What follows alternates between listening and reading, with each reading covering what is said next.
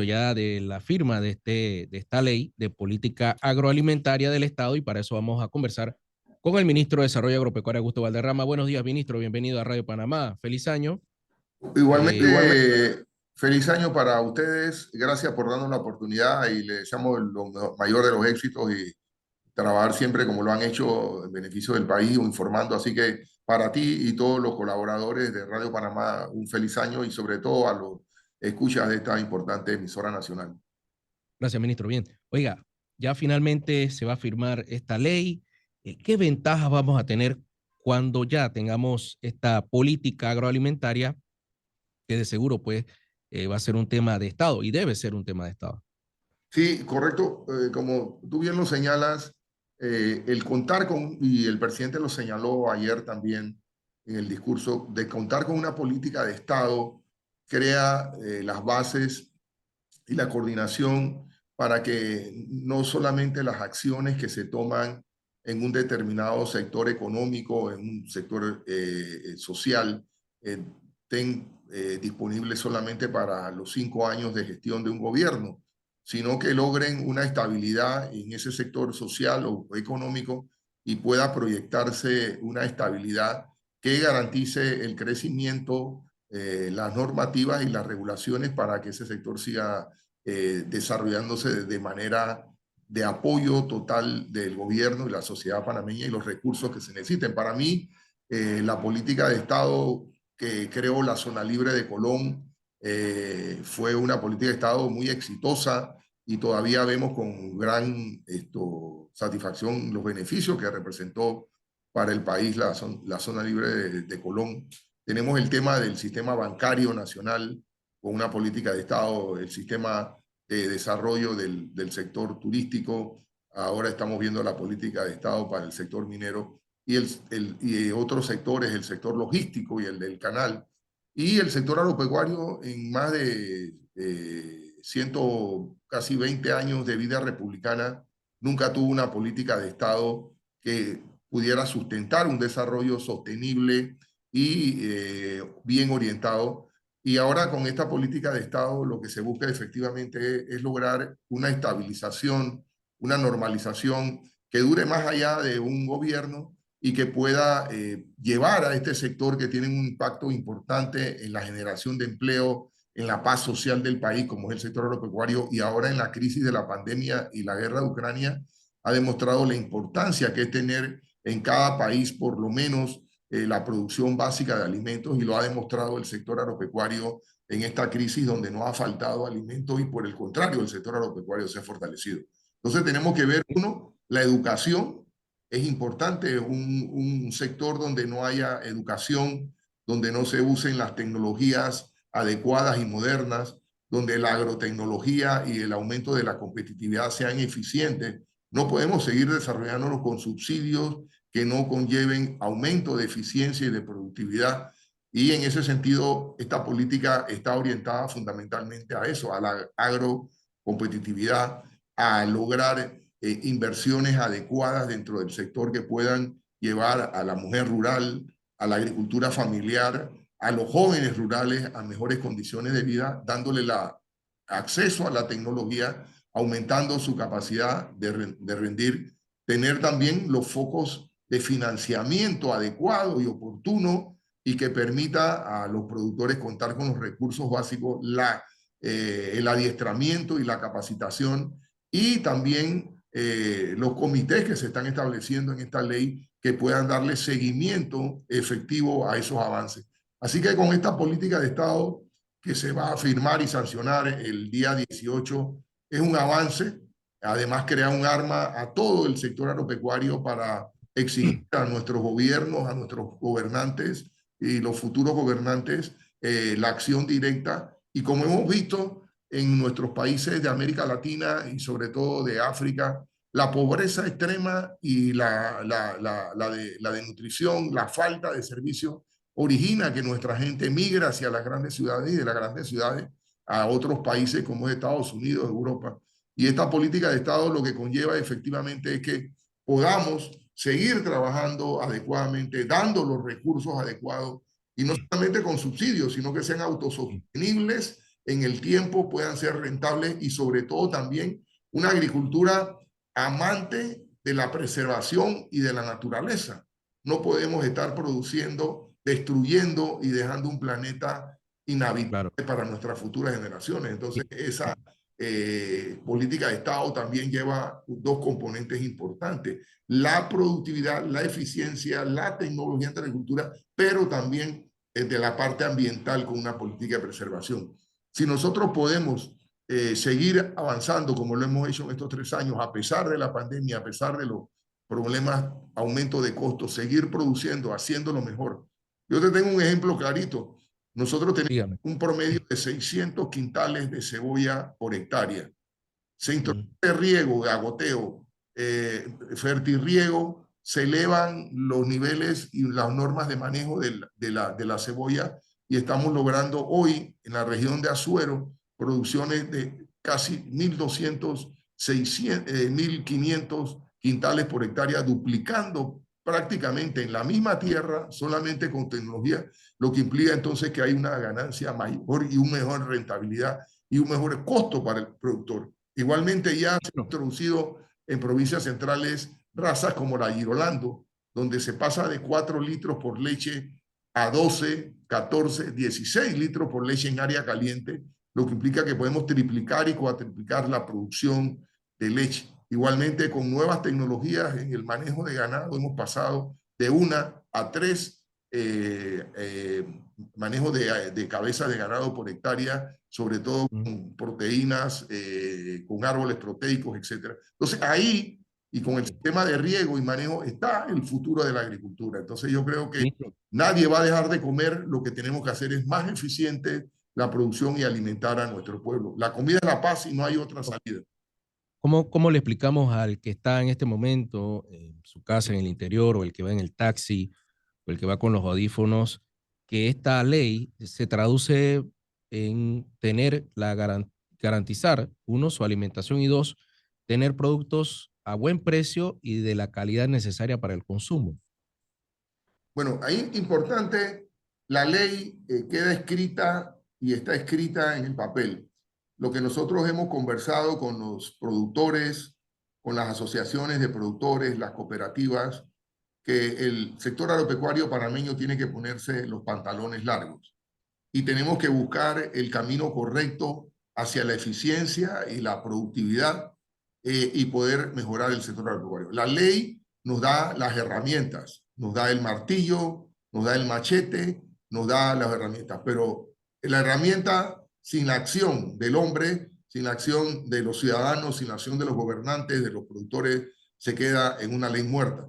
Así que una parte importante es la ley que nos da una herramienta, pero yo también hago un llamado para que esa Ujú. ley sea verdad y en el corto plazo, hablando de 2, 3 años, nosotros podamos seguir avanzando y tener un sector eficiente, productivo en el área de mercadeo, la capacitación. Ya no es sembrar, porque siembro yuca, bueno, ¿y qué hago con la yuca después que la tengo? No, hey, yo voy a sembrar yuca porque tengo mercado, voy a Claro. producirla de esta manera, la voy a empacar de esta manera. El valor agregado dentro de la producción agropecuaria y tenemos entonces que hacer, como yo digo, de cada productor un empresario, emprendedor, administrador, comerciante, rentable, que maneje costos, que pueda. Entonces también implica toda una serie de lagunas que actualmente existan y vamos a tener que llenar. Ya lo hemos logrado en algunas áreas, como te digo, el área de Sí, cebolla, de Azuero. el área de tomate, el área de ganado, la producción lechera. Están ejemplos concretos que sí se puede, que se pueden obtener. Y el Estado, no ser paternalista, sino por lo menos contribuir a apoyar a la exportación, a los que están exportando, facilitar la educación, la capacitación, las becas, incorporar a las pequeñas familias agroindustriales. El 80% en la mayoría de nuestros países son pequeños y medianos productores que tenemos que capacitar, que tenemos que incorporar a las nuevas técnicas y agrotecnologías y sobre todo a la transformación del valor agregado.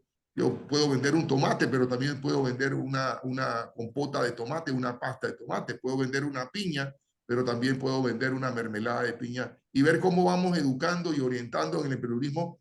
Hay países que tienen éxito, tenemos que mirar más hacia esos países que tienen éxito copiar los modelos exitosos Claro. y contar con los recursos, como tú lo señalas, de parte de los ministerios de planificación económica, de los ministerios de Hacienda, de presupuesto, para hacer esta realidad. Se ha demostrado en estos 3 años y medio que sí podemos, que el sector agropecuario panameño puede jugar un papel importante y lo está jugando igual que lo hace el Canal de Panamá. Además, sería un complemento hacia la producción de alimentos, mejorando el área del interior, dando facilidades, caminos, carreteras, escuelas, y que la gente se quede en el interior aumentando sus niveles de vida y no venga a engrosar muchas comunidades acá que no tienen ni agua y salud. Así que es un reto. Sí. Yo creo que la ley es un avance, es una etapa, y ahora, como tú señalas muy bien, viene la etapa de convertir esos sueños, esos ideales en esa ley en realidad, que muchas veces es hasta más difícil que hacer la misma ley, pero yo tengo fe y confianza en los productores panameños, su valentía, su arraigo, su capacidad emprendedora en estos 3 años y medio lo ha demostrado, y pienso que con el apoyo del gobierno a tiempo, correctamente, transparentemente, podemos tener un agro en los próximos 5 o 10 años importante, abasteciendo alimentos y exportando, que sería la idea, a otros pueblos como Panameña. Y qué garantías hay de que se respete esta iniciativa y que no pase lo de siempre? O sea, llega una administración, ustedes trataron de de implementar una política de Estado, pero que el que venga no trastoque esa visión que han tenido ustedes de manejar el sector agricultor de nuestro país y se cambie para al final beneficiar a un sector e inclinar un poco la balanza. ¿Hay garantías de que esto se mantenga y que se respete esta ley? Bueno, yo digo que no hay garantías de nada. Lamentablemente, el día a día, y hay que lucharlo, hay que defenderlo y hay que... Yo he dicho y lo he señalado que el sector agropecuario no puede depender única y exclusivamente de las iniciativas del Estado. Es importante, pero que para mí es básico y fundamental la asociatividad, la organización, la capacidad técnica, económica, social y también política, no en política partidista, sino en política de administración del sector agropecuario panameño y de los productores panameños. Los Ujú. gobiernos, como tú bien lo señalas, somos temporales. El presidente de la República está elegido por 5 años, los ministros somos de libre remoción, y lo que no puede estar, y eso lo hemos señalado, que las políticas de Estado estén en manos de un gobierno o de un presidente a favor de los productores o no. Entonces la política de Estado lleva ese fin, construye la carretera para que esa carretera se pueda, pero para mí los grandes defensores y los grandes actores de que esa política de Estado, como tú muy bien lo señalas y planteas tu preocupación, son los productores y los gremios organizados de los productores, que en este comité de seguimiento van a tener una gran empoderamiento para dar vigilancia a que esto se cumpla, y sus organizaciones. Un gobierno mañana puede venir y quisiera cambiar la ley o la cambia, pero yo creo que si hay una organización de los productores y se ha hecho lo correcto, podrá modificarse para mejorarse, etcétera. Pero yo sí creo que el empoderamiento de los productores, para mí, es la mejor defensa que puede tener esta ley y su mejoramiento a futuro.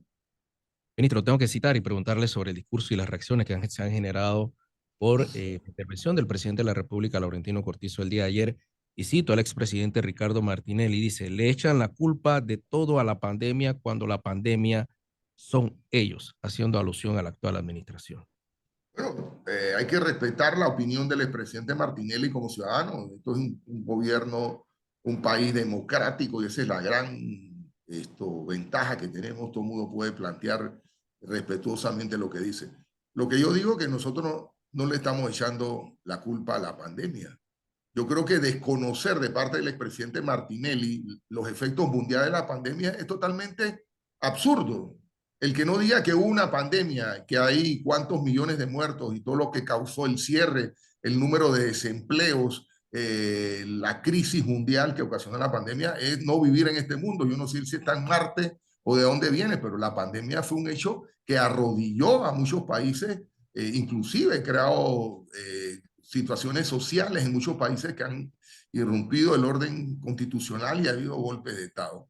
Segundo, desconocer la guerra de Ucrania y decir que no ha habido nada y que el petróleo no subió y que no ha habido subsidios de gasolina y que no ha habido que sacar recursos para eso, también no es vivir en este país.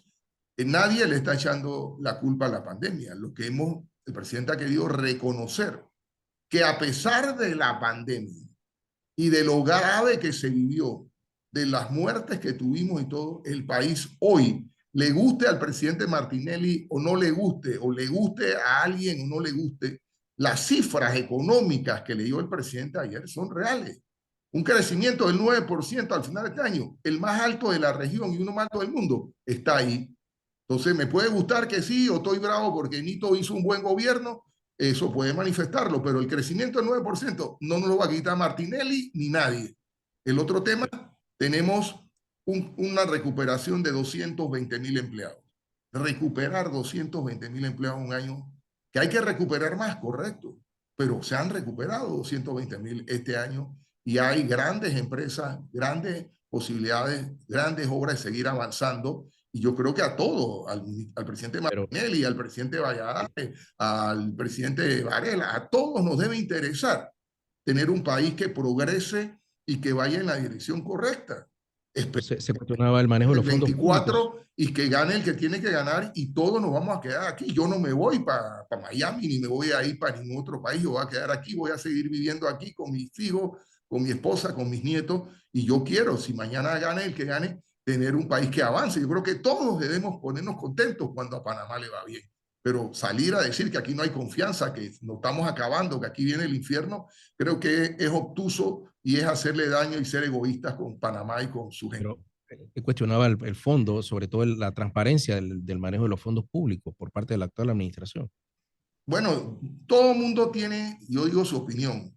Aquí hay gente que está enjuiciada y comprobada por malos manejos. Y tiene que pasar la ley y tiene que aceptar los juicios que se van a hacer. Yo no soy juez ni tengo que ver nada con la ley, ni soy acusador, ni acuso a nadie. Yo siempre manejo la presunción de inocencia y todo mundo en este país es inocente hasta que se le juzgue y se le condene. Yo he señalado y lo he dicho en varias asambleas y diputados, si contra mí, contra cualquier funcionario, hay pruebas de que estamos dilapidando los fondos públicos, que estamos haciéndolo incorrectamente, se pongan las denuncias donde hay que ponerlas. Nadie me puede decir que yo soy un ladrón y que yo me he robado todo. Pongan las pruebas y hagan el juicio y yo enfrentaré la justicia si es en el caso mío. Yo trato de hacer todo lo correctamente. Así que si hay demanda y queremos un país en democracia, que se respete los tres órganos del Estado, etcétera, cada uno actúe correctamente. El que tiene que demandar y hay pruebas de que está haciendo, vaya a los tribunales, como se ha hecho en gobiernos anteriores, y hay funcionarios de gobiernos anteriores que están siendo llamados a juicio porque se les ha comprobado, no se les ha comprobado, hay pruebas que permiten el llamamiento a juicio. Así que tampoco es posibilidad de que yo no voy a acusar a nadie aquí, porque yo no soy juez. Cada uno actúe según su conciencia y su creencia en la casa, en la familia, en la mamá y el papá, y hagamos lo mejor posible por Panamá, manejando sagradamente los fondos públicos porque pertenecen a todos los panameños. Ese mi rosario de vida, lo he cumplido y lo seguiré cumpliendo. Sabemos hacia dónde vamos, planteaba en su discurso el presidente el rumbo del país en materia económica, en materia de seguridad, porque hay quienes plantean que el discurso no se dijo nada nuevo. Estableció el presidente, a su parecer, un rumbo, una hoja de ruta para que el panameño que está en este momento, como usted bien lo menciona, afectado por el tema de la pandemia, por la crisis, tener una esperanza y saber hacia dónde va dirigido el país. Mira, yo pienso que estamos ya en campaña política.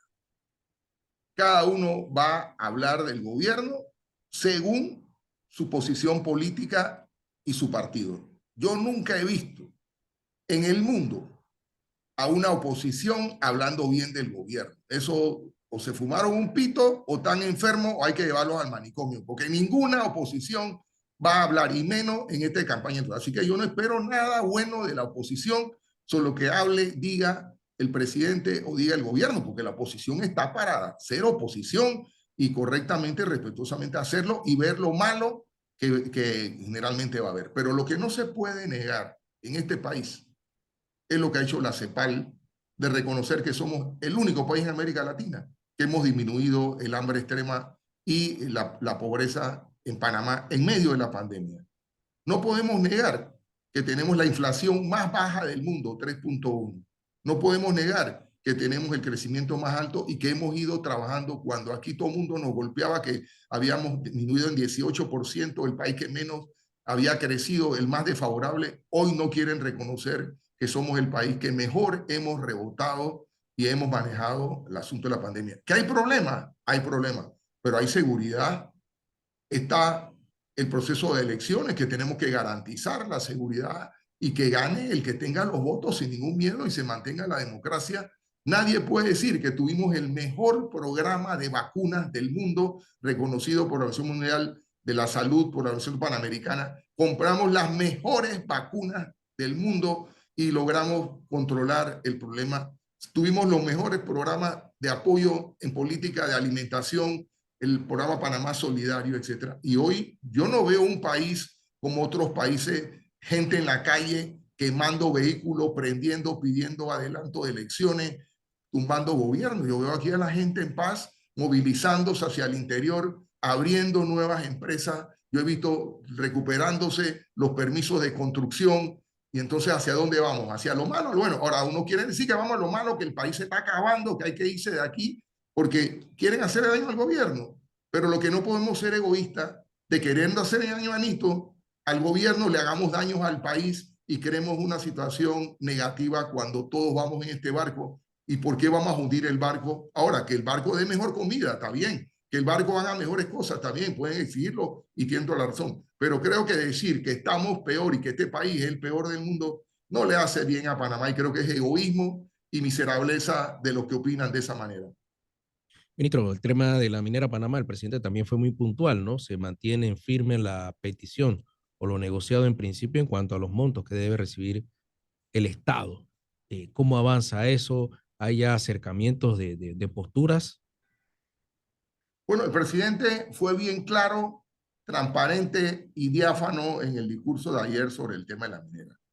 Lo primero que hay que reconocer es que el presidente señaló que por encima de cualquier negociación están defender los intereses del pueblo panameño, del país, en cuanto por ley somos dueños del recurso mineral que está en esa mina y nos pertenece a los panameños.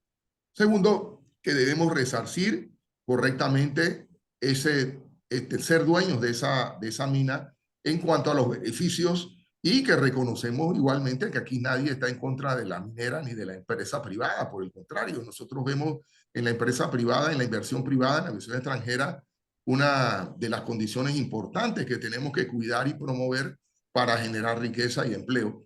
Y el presidente señaló que se había llegado a un acuerdo con la minera y que él no espera menos de lo acordado el 22 de enero con Minera Panamá en cuanto al problema ambiental, al problema laboral y a los acuerdos logrados en cuanto a beneficios económicos, donde uno de esos es recibir un ingreso mínimo piso de 775 balboas.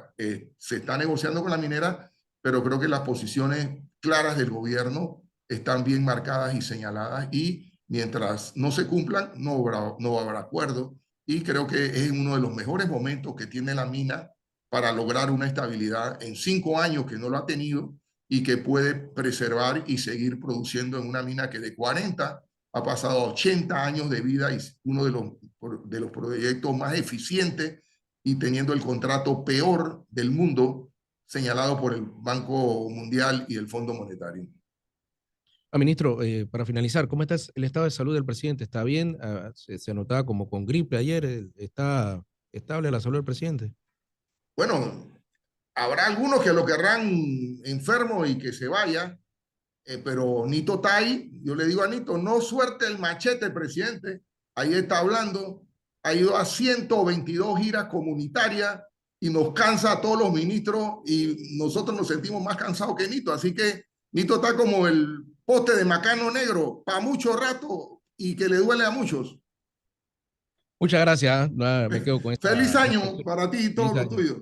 Cómo no, gracias. Bueno, el ministro Augusto Valderrama, nos quedamos con esa reflexión del ministro que dice que se había publicado una información de que estaba con gripe el presidente y dice no, está fuerte. Así es que bien, ya lo